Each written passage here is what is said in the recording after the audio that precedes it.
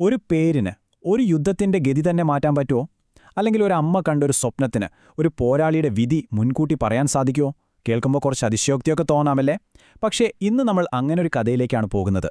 ഒരു പ്രവചനം, ഒരു വലിയ യുദ്ധം, പിന്നെ സിംഹമെന്നർത്ഥം വരുന്ന ഒരൊറ്റ പേരിന്റെ ശക്തി. ഇതാണ് ഇന്നത്തെ നമ്മുടെ വിഷയം. അപ്പോൾ ഈ കഥയുടെ എല്ലാം കേന്ദ്രമെന്ന് പറയുന്നത് ഹൈദർ എന്നൊരു പേരാണ്. നിങ്ങളൊരു പക്ഷേ കേട്ടിട്ടുണ്ടാവും. ഒറ്റ നോട്ടത്തിൽ ഇതൊരു സാധാരണ പേരല്ലേ എന്ന് തോന്നും. പക്ഷേ ഈ പേരിന് പിന്നിൽ എന്താണ് ഇത്ര വലിയ പ്രത്യേകത? കാരണം നമ്മൾ പറയാൻ പോകുന്ന കഥയുടെ ഗതി മാറ്റുന്നത് ഈ ഒരൊറ്റ പേരാണ്. സാധാരണ വലിയ വീരകഥകളൊക്കെ തുടങ്ങുന്നത് ഒരു യുദ്ധക്കളത്തിൽ നിന്നായിരിക്കും, അല്ലേ? വാളുകൾ കൂട്ടിമുട്ടുന്ന ഒച്ചയിൽ നിന്ന്. പക്ഷെ നമ്മുടെ ഈ കഥയുടെ തുടക്കം അങ്ങനെയല്ല. ഇത് തുടങ്ങുന്നത് വർഷങ്ങൾക്ക് മുൻപാണ്. ഒരമ്മ കണ്ട ഭയങ്കരമായൊരു സ്വപ്നത്തിൽ നിന്ന്. സ്വന്തം മകന്റെ ഭാവിയെക്കുറിച്ചുള്ളൊരു ദുശ്ശകുനം. അവർ ഉറക്കത്തിലൊരു കാഴ്ച കാണുകയാണ്.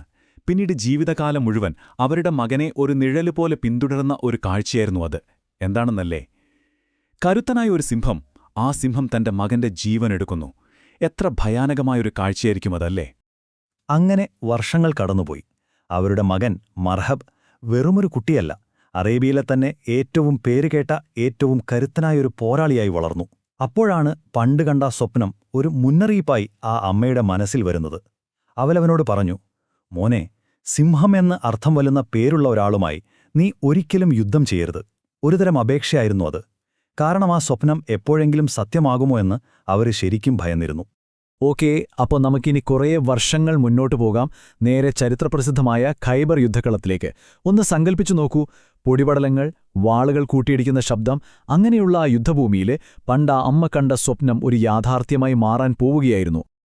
ഇപ്പോൾ ഈ മർഹബ് എന്ന് പറയുന്നത് ഒരു സാധാരണ പോരാളിയായിരുന്നില്ല, ഒരു കൊടുങ്കാറ്റ് തന്നെയായിരുന്നു. ആ കാലഘട്ടത്തിലെ ഏറ്റവും മികച്ച യോദ്ധാക്കളിലൊരാൾ. ശത്രുക്കൾക്ക് അവന്റെ പേര് കേൾക്കുന്നത് തന്നെ പേടിയായിരുന്നു. ആളുകളെ ഒറ്റയ്ക്ക്, അതായത് ദ്വന്ദ്വയുദ്ധത്തിന് വെല്ലുവിളിക്കുന്നത് അവന്റെ ഒരു രീതിയായിരുന്നു. ഇതുവരെ ആരും അവനെ തോൽപ്പിച്ചിട്ടുമില്ല. അങ്ങനെ യുദ്ധക്കളത്തിലേക്ക് അവൻ മുന്നോട്ട് വന്നിട്ട് പ്രവാചകന്റെ സൈന്യത്തെ വെല്ലുവിളിച്ചുകൊണ്ട് ഉറക്കെ പറഞ്ഞു, ഖൈബറിന് ഉറപ്പായിട്ടും അറിയാം ഞാൻ ആരാണെന്ന്. ഞാൻ മർഹബാണ്, സർവായുധ വിഭൂഷിതനായ, യുദ്ധം ചെയ്ത് പരിചയമുള്ള വീരൻ. യുദ്ധം അതിന്റെ തീജ്വാലകൾ പരത്തുമ്പോൾ ഞാൻ മുന്നിലുണ്ടാകും. ഒരുതരം അഹങ്കാരത്തോടെയുള്ള ഒരു വെല്ലുവിളിയായിരുന്നു അത്. മർഹബിന്റെ ഇത്രയും അഹങ്കാരം നിറഞ്ഞ ഈ വെല്ലുവിളി കേട്ടപ്പോൾ മുസ്ലിം സൈന്യത്തിൽ നിന്ന് ഒരാൾ മുന്നോട്ട് വന്നു, അലി. വളരെ ശാന്തനായിട്ടാണ് അദ്ദേഹം മുന്നോട്ട് വന്നത്.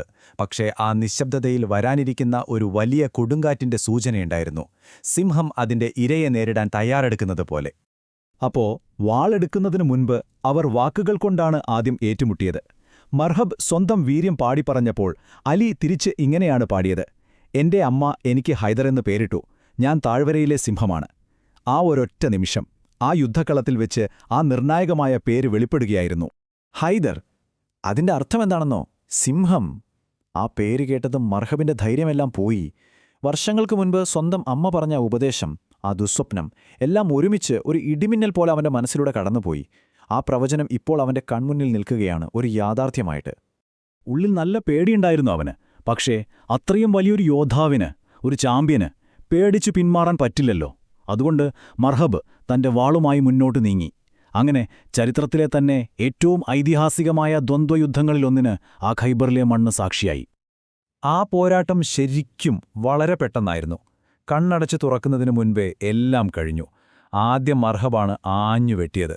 പക്ഷെ അലി ആ വെട്ട് വളരെ എളുപ്പത്തിൽ തടുത്തു. ഒരു നിമിഷം പോലും കളയാതെ തന്റെ പ്രസിദ്ധമായ സുൽഫിക്കർ എന്ന വാളുകൊണ്ട് അലി ഒരൊറ്റ തിരിച്ചടി കൊടുത്തു. ആ ഒരൊറ്റ വെട്ടിൽ ആ പോരാട്ടത്തിന്റെ വിധി തന്നെ മാറി. അലിയുടെ ആ ഒരൊറ്റ വെട്ടിന്റെ ശക്തിയെപ്പറ്റി ചരിത്രരേഖകളിൽ പറയുന്നത് വളരെ ലളിതമായ, പക്ഷേ നമ്മളെ ഞെട്ടിക്കുന്നൊരു കാര്യമാണ്. ആ വെട്ട് മർഹബിന്റെ പടച്ചട്ടയും തലയും പിളർന്ന് അവന്റെ ശരീരത്തെ 2 തുല്യഭാഗങ്ങളായിട്ട് മുറിച്ചുമാറ്റിയെന്നാണ്. അങ്ങനെ ആ യുദ്ധക്കളത്തിൽ വെച്ച് ആ പ്രവചനം സത്യമായി. ഹൈദർ, അതായത് സിംഹം എന്ന പേരിന് എന്നേക്കുമായി ഒരു പുതിയ അർത്ഥം കിട്ടി. അത് പിന്നെ വെറുമൊരു പേരായിരുന്നില്ല, ഒരു ശക്തിയുടെ പ്രഖ്യാപനം തന്നെയായിരുന്നു. നോക്കൂ, മർഹബിന്റെ വീഴ്ച എന്ന് പറയുന്നത് ഒരാളുടെ മാത്രം തോൽവിയായിരുന്നില്ല.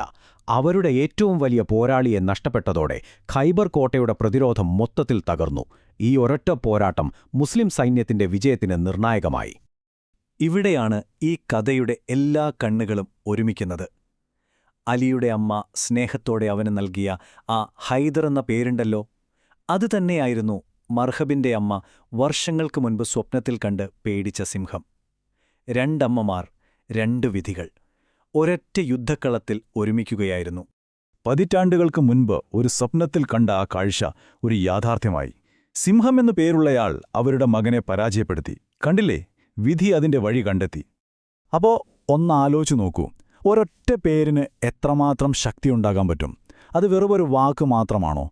അതോ ചിലപ്പോൾ നമ്മുടെ ഉള്ളിൽ ഉറങ്ങിക്കിടക്കുന്ന നമ്മുടെ വിധിയെ വിളിച്ചുണർത്താനുള്ള ഒരു താക്കോലാണോ അത്? ഖൈബറിലെ ഈ ഇതിഹാസം നമ്മളോട് പറയുന്നത് ഒരുപക്ഷെ രണ്ടാമത്തേതായിരിക്കാം.